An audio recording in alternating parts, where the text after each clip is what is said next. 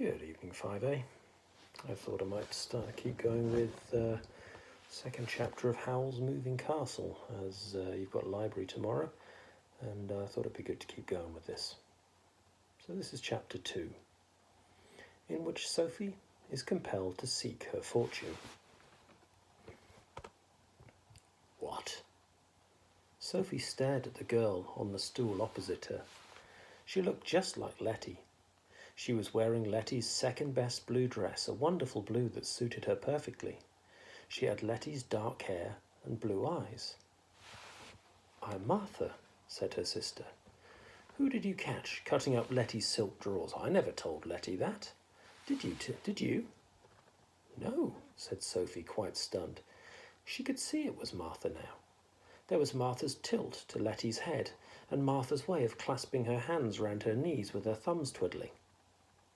Why? "I've been dreading you coming to see me," Martha said, "'cause I knew I'd have to tell you. It's a relief now I have. Promise you won't tell anyone. I know you won't tell if you promise. You're so honourable." "I promise," Sophie said, "but why? How?" "Letty and I arranged it," Martha said, twiddling her thumbs, "'cause Letty wanted to learn witchcraft and I didn't. Letty's got brains and she wants a future where she can use them. Only try telling that to Mother. Mother's too jealous of Letty to even admit she's got brains." Sophie couldn't believe that Fanny was like that, but she let it pass. "But what about you?" "Eat your cake," said Martha, "it's good." "Oh, yes, I can be clever too. It only took me 2 weeks at Mrs. Fairfax's to find the spell we're using. I got up at night and read her books secretly, and it was easy, really. Then I asked if I could visit my family, and Mrs. Fairfax said yes, she's a dear. She thought I was homesick. So I took the spell and came back here, and Letty went back to Mrs. Fairfax pretending to be me. The difficult part was the first week, when I didn't know all the things I was supposed to know. It was awful. But I discovered that people like me. They do, you know, if you like them. And then it was all right. And Mrs. Fairfax hasn't kicked Letty out, so I suppose she managed too." Sophie chomped at cake she wasn't really tasting. "But what made you want to do this?" Martha rocked on her stool, grinning all over Letty's face, twirling her thumbs in a happy pink whirl. "I want to get married and have 10 children." "You're not old enough," said Sophie. "Not quite," Martha agreed. "But you can see I've got to start quite soon in order to fit 10 children in. And this gives me time to wait and see if the person I want likes me for being me. The spell's going to wear off gradually, and I shall get more and more like myself, you see." Sophie was so astonished she finished her cake without even noticing what kind it had been. "Why 10 children?" "'Cause that's how many I want," said Martha. "I never knew." "Well, it wasn't much good going on about it when you were so busy backing Mother up about me making my fortune," Martha said. "You thought Mother meant it. I did too until Father died, and I saw she was just trying to get rid of us, putting Letty where she was bound to meet a lot of men and get married off, and sending me as far away as she could. I was so angry. I thought, why not? And I spoke to Letty, and she was just as angry, and we fixed it up. They're fine now. But we both feel bad about you. You're far too clever and nice to be stuck in that shop for the rest of your life. We talked about it, but we couldn't see what to do." "I'm all right," Sophie protested. "Just a bit dull." "All right?" Martha exclaimed. "Yes, you prove you're all right by not coming here for months, and then turning up in a frightful grey dress and shawl, looking as if even I scare you. What's Mother been doing to you?" "Nothing," Sophie said uncomfortably. "We've been rather busy. You shouldn't talk about Fanny that way, Martha. She is your mother." "Yes, and I'm enough like her to understand her," Martha retorted. "That's why she sent me so far away, or tried to. Mother knows you don't have to be unkind to someone in order to exploit them. She knows how dutiful you are. She knows you got this thing about being a failure because you're only the eldest. She managed you perfectly, and she got you slaving away for her. I bet she doesn't pay you." "I'm still an apprentice," Sophie protested. "Well, so am I, but I get a wage. The Cesaris know I'm worth it," said Martha. That hat shop is making a mint these days, and all because of you. You made that green hat that makes the mayor's wife look like a stunning schoolgirl, didn't you? Caterpillar green. I trimmed it, said Sophie. And the bonnet Jane Farrier was wearing when she met that nobleman, Martha swept on. You're a genius with hats and clothes, and Mother knows it. You sealed your fate when you made Letty that outfit last May Day. Now you earn the money while she goes off gadding. She's out doing the buying, Sophie said. Buying? Martha cried. Her thumbs whirled. That takes her half a morning. I've seen her, Sophie, and heard the talk. She's off in a hired carriage and new clothes on your earnings, visiting all the mansions down the valley. They say she's going to buy that big place down at Vale End and really set up in style. And where are you? Well, Fanny's entitled to some pleasure after all her hard work bringing us up, Sophie said. I suppose I'll inherit the shop. What a fate, Martha exclaimed. Listen. But at that moment, 2 empty cake racks were pulled away at the other end of the room, and an apprentice stuck his head through from the back somewhere. Thought I heard your voice, Letty, he said, grinning in the most friendly and flirtatious way. The new baking's just up. Tell them. His head, somewhat curly and somewhat floury, disappeared again. Sophie thought he looked like a nice lad. She longed to ask if he was the one Martha really liked, but she didn't get a chance. Martha sprang up in a hurry, still talking. I must get the girls to carry all these through to the shop, she said. Help me with the end of this one. She dragged out the nearest rack, and Sophie helped her hump it past the door into the roaring, busy shop. You must do something about yourself, Martha panted as they went. Letty kept saying she didn't know what would happen to you when we weren't around, to give you some self-respect. She was right to be worried. In the shop, Mrs. Cesari seized the rack from them in both massive arms, yelling instructions, and a line of people rushed away past Martha to fetch more. Sophie yelled goodbye and slipped away in a bustle. It didn't seem right to take more of Martha's time. Besides, she wanted to be alone to think. She ran home. There were fireworks now, going up from the field by the river where the fair was, competing with the blue bangs from Howl's castle. Sophie felt more like an invalid than ever. She thought, and most of the following week, and all that happened was that she became confused and discontented. Things just didn't seem to be the way she thought they were. She was amazed at Letty and Martha. She'd misunderstood them for years, but she could not believe Fanny was the kind of woman that Martha said. There was a lot of time for thinking, because Bessie duly left to get married, and Sophie was mostly alone in the shop. Fanny did seem to be out a lot, gadding or lot, and trade was a bit slack after May Day. After 3 days, Sophie plucked up enough courage to ask Fanny, Shouldn't I be earning a wage? Course, my love, with all you do, Fanny answered, fixing on a rose-trimmed hat in front of the shop mirror. We'll see about it as soon as I've done the accounts this evening. Then she went out and didn't come back until Sophie had shut the shop and taken that day's hats through to the house to trim. Sophie at first felt mean to have listened to Martha, but when Fanny didn't mention a wage, either that evening or any time later that week, Sophie began to think that Martha had been right. Maybe I am being exploited, she told a hat she was trimming with red silk and a bunch of wax cherries. But someone has to do this, or there'll be no hats at all to sell. She finished that hat and started on a stark black and white one, very modish, and a new thought came to her. Does it matter if there are no hats to sell? She asked. She looked round at all the assembled hats on stands or in a heap waiting to be trimmed. What good are you all? She asked them. You certainly aren't doing me a scrap of good.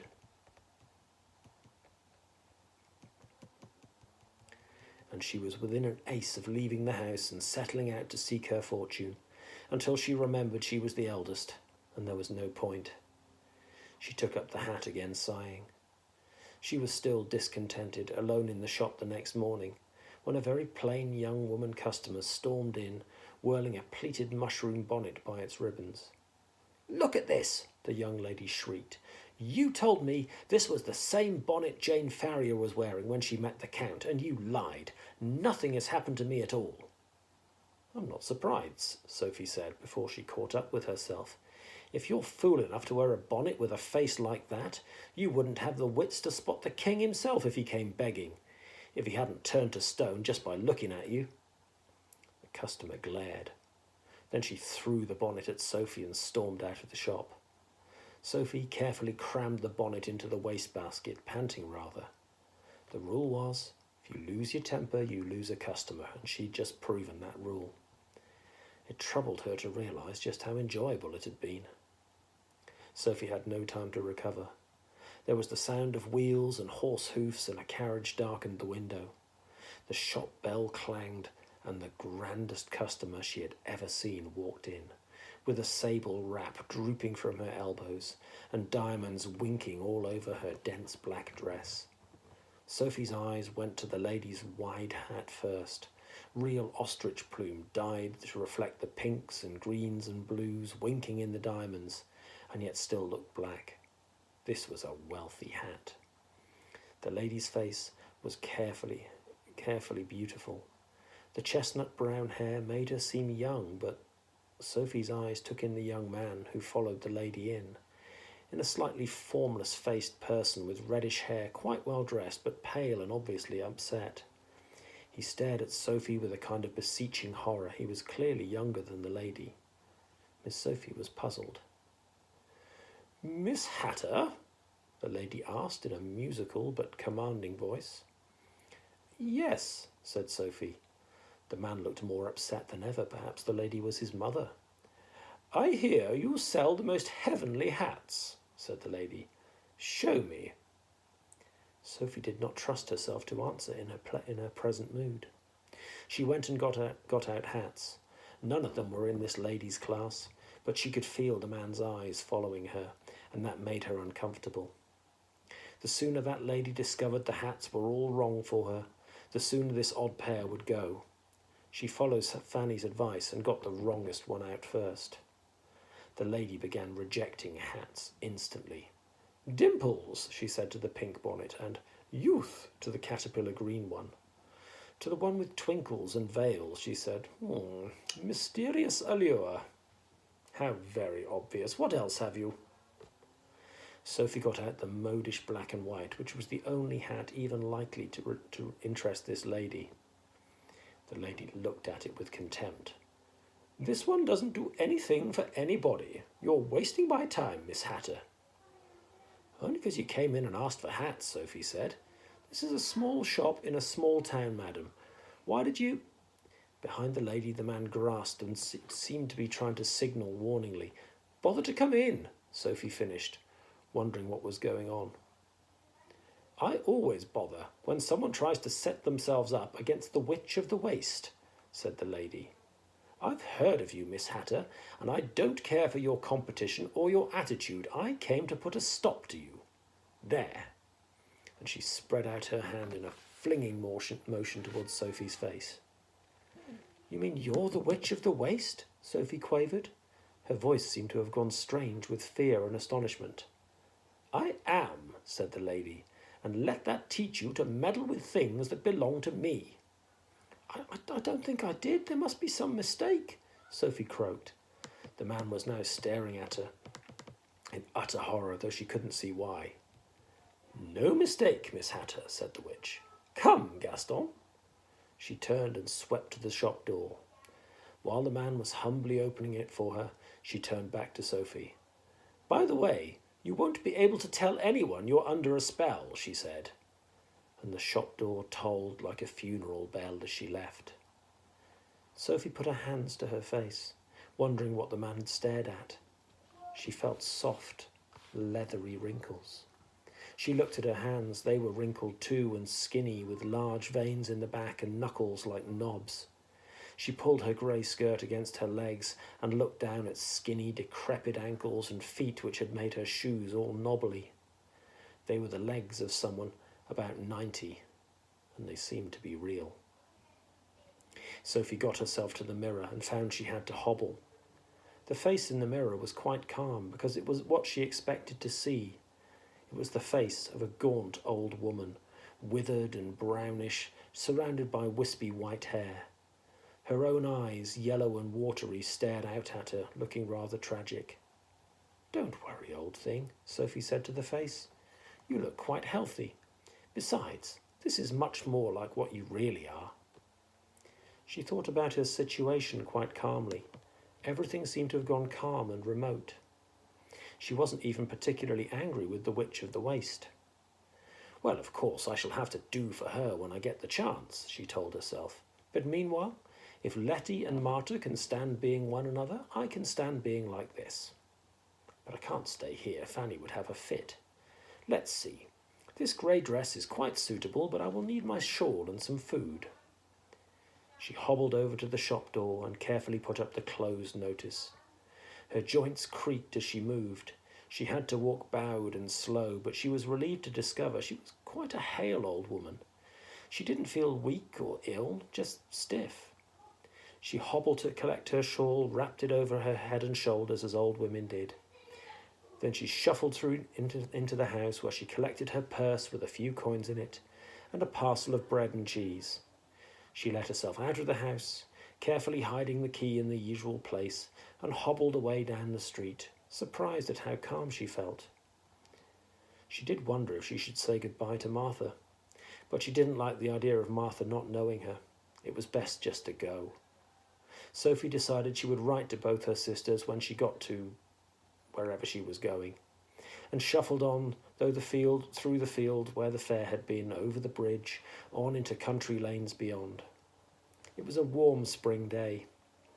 Sophie discovered that being a crone did not stop her from enjoying the sight and smell of May in the hedgerows, though her sight was a little blurred. Her back began to ache. She hobbled sturdily enough, but she needed a stick. She searched the hedges for a loose stake of some kind. Evidently her eyes weren't as good as they had been. She thought she saw a stick a mile or so on, but when she hauled on it, it proved to be the bottom end of an old scarecrow someone had thrown in the hedge. Sophie heaved the thing upright. It had a withered turnip for a face. Sophie found she had some fellow feeling for it. Instead of pulling it to pieces and taking the stick, she stuck it between two branches of the hedge, so that it stood looming rakishly above the May, with the tattered sleeves on its stick arms fluttering over the hedge. "There," she said, and her crackled old voice surprised her into giving a crackled old cackle of laughter. "Neither of us are up to much, are we, old friend? Maybe you'll get back to your field if I leave you where people can see you." She set off up the lane again, but a thought struck her and she turned back. "Now, if I wasn't doomed to failure because of my position in the family," she told the scarecrow, "you could come to life and offer me help in making my fortune. But I wish you luck, anyway." She cackled again and she walked on. Perhaps she was a little mad, but old women often were. She found a stick an hour or so later when she sat down on the bank to rest and eat her bread and cheese. There were noises in the hedge behind her, little strangled squeakings followed by heavings that shook May petals off the hedge. Sophie crawled on her bony knees to peer past leaves and flowers and thorns inside the hedge, and discovered a thin grey dog in there. It was hopelessly trapped by a stout stick that had somehow got twisted into a rope tied around its neck. The stick had wedged itself on two branches on the hedge, so that the dog could barely move. It rolled its eyes widely at Sophie's peering face. As a girl, Sophie was scared of all dogs. Even as an old woman, she was quite alarmed by the 2 rows of white fangs in the creature's open jaws. But she said to herself, "The way I am now, it's scarcely worth worrying about," and felt in her sewing pocket for her scissors. She reached into the hedge with the scissors and sawed away at the rope around the dog's neck. The dog was very wild. It flinched away from her and growled, but Sophie sawed bravely on. "You'll starve or you'll throttle to death, my friend," she told the dog in her cracked old voice, "unless you cut me loose. In fact, I think someone has tried to throttle you already. Maybe that accounts for your wildness." The rope had been tied quite tightly around the dog's neck, and the stick twisted viciously into it. It took a lot of sawing before the rope parted and the dog was able to drag itself out from under the stick. Would you like some bread and cheese? Sophie asked it.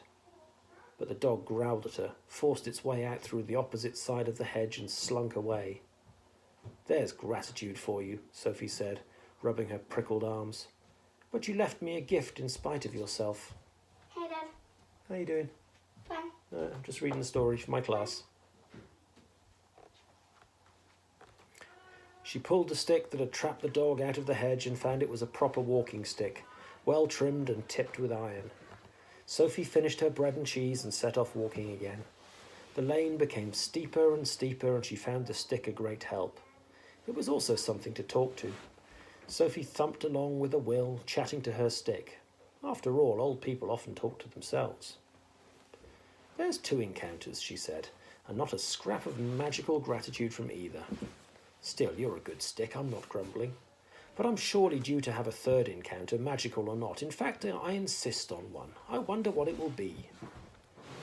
The 3rd encounter came toward the end of the afternoon. Look, do you want to be in the picture? Mm-hmm. What covers it by me? Hey everyone, this is Saga.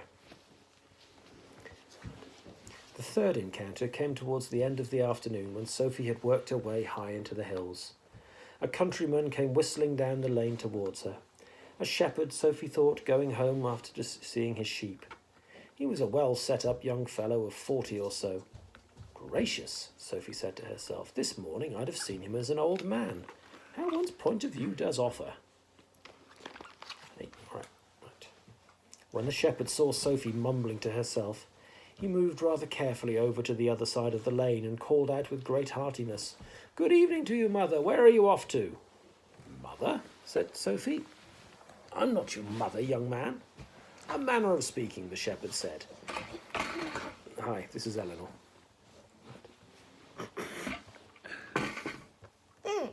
Sorry. No, it's okay. I'm just going to finish this chapter. Fine.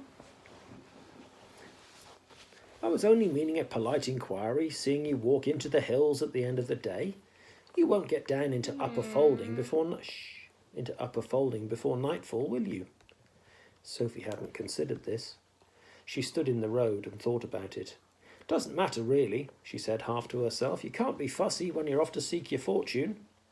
Can't you indeed, Mother? Said the shepherd. He'd now edged himself downhill. Can you not kick that, please?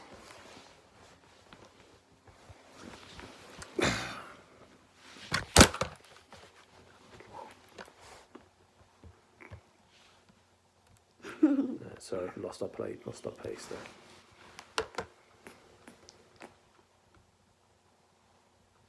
Well, that didn't go very well, did it? It's fine. Right, here we are. I'm just going to get something. Okay, that's fine.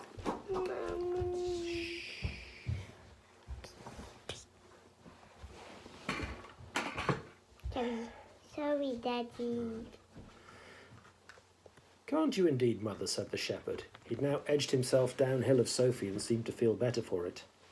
Then I wish you good luck, Mother, provided your fortune. Don't have nothing to do with folk charming people's cattle. And he took off down the road in great strides, almost running, but not quite. She had half... Just taking a phone. Sophie stared after him indignantly. He thought I was a witch, she said to her stick. She had half a mind to scare the shepherd by shouting nasty things at him, but that seemed a little unkind. She plugged on uphill, mumbling. Shortly, the hedges gave way to bare banks, and the land beyond became heathery upland with a lot of steepness. No, shh. That covered with yellow rattling grass. Sophie kept grimly on. By now her knobbly old feet ached, and her back and her knees. She became too tired to mumble and simply plugged on, panting until the sun was quite low. And all at once it became quite clear to Sophie she could not walk a step further. She collapsed on a stone on the wayside, wondering what she would do now. The only fortune I can think of is a comfortable chair, she gasped. The stone proved to be on a sort of headland, which gave Sophie a magnificent view of the way she'd come. There was most of the valley spread out beneath her in the setting sun, all fields and walls and hedges, the winding of the river and the fine mansions of rich people, glowing out from clumps of trees, right down to the blue mountains in the far distance. Just below her was Market Chipping. Sophie could look down into its well-known streets. There was Market Square and Cheserly's. She could have tossed a stone down to the chimney pots of the house next to the hat shop. How near it still is, she told her stick in dismay. All that walking just to get above my own rooftop. It got cold on the stone as the sun went down. An unpleasant wind blew whichever way Sophie turned to avoid it. Now it no longer seemed so unimportant she'd be out on the hills during the night.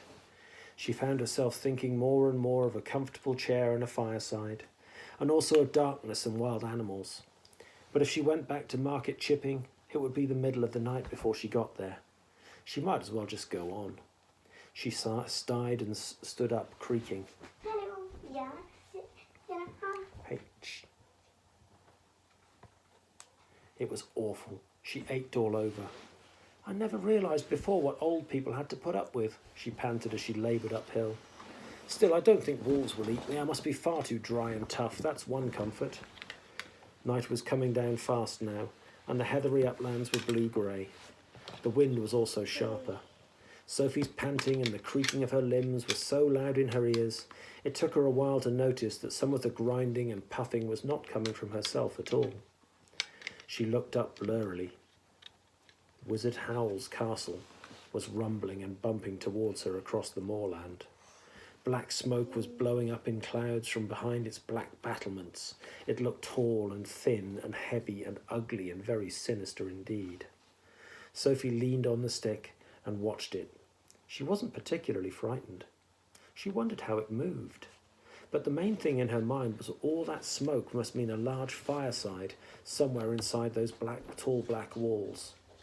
Well, why not, she said to her stick. I'm just reading. Can I just finish?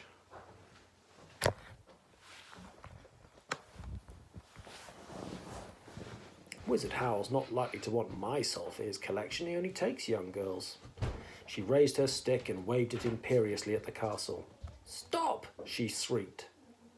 The castle obediently came to a rumbling, grinding halt, about 50 feet uphill from her. Sophie felt rather gratified as she hobbled towards it.